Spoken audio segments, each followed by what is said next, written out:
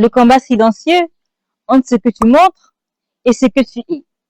On en parle tout de suite dans 5 minutes de prise de conscience.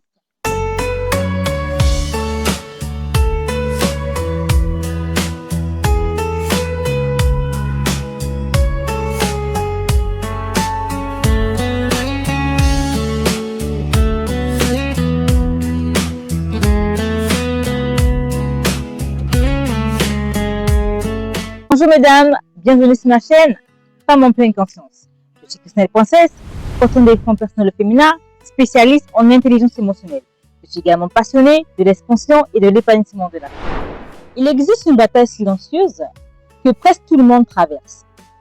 Une bataille entre ce que tu montres au monde et ce que tu es profondément. La bataille entre ton moi social et ton soi profond. Aujourd'hui, beaucoup de personnes ne manquent pas de confort. Elles manquent de sens. Et cette pauvreté intérieure ne crie pas.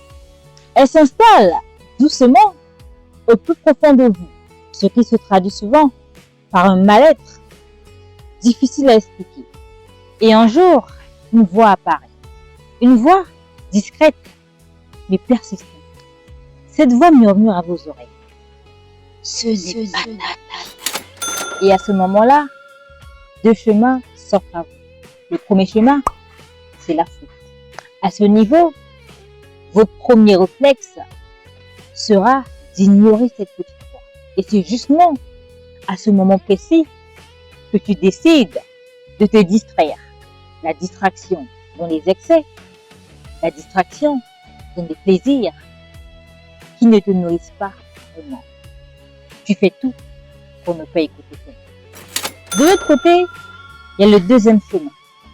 Et celui-là demande beaucoup de courage. Le courage de regarder à l'intérieur de toi. Le courage de traverser tes zones d'ombre. Parce que la vérité, c'est que tu ne peux pas rencontrer ta lumière sans passer par tes ténèbres. Et le moment difficile dans l'éveil, ce n'est pas de voir ta douleur. C'est plutôt de voir ta fausseté, de réaliser qu'une partie de ta vie a été construite pour plaire au monde, pour être validée et non pas pour être vécue. Et le fait de les réaliser, ça fait très mal. Et c'est souvent à ce stade que plusieurs personnes s'arrêtent. Vous savez pourquoi? Eh bien parce que l'inconnu fait peur. C'est ainsi que certaines personnes préfèrent retourner dans leur ancienne vie, dans leur zone de confort, même si ça leur coûte leur âme. Mais l'éveil commence réellement le jour où tu choisis la vérité plutôt que le confort, le jour où tu arrêtes de vivre pour l'image et que tu commences à vivre pour le sentiment. Alors j'ai une question pour toi. Et si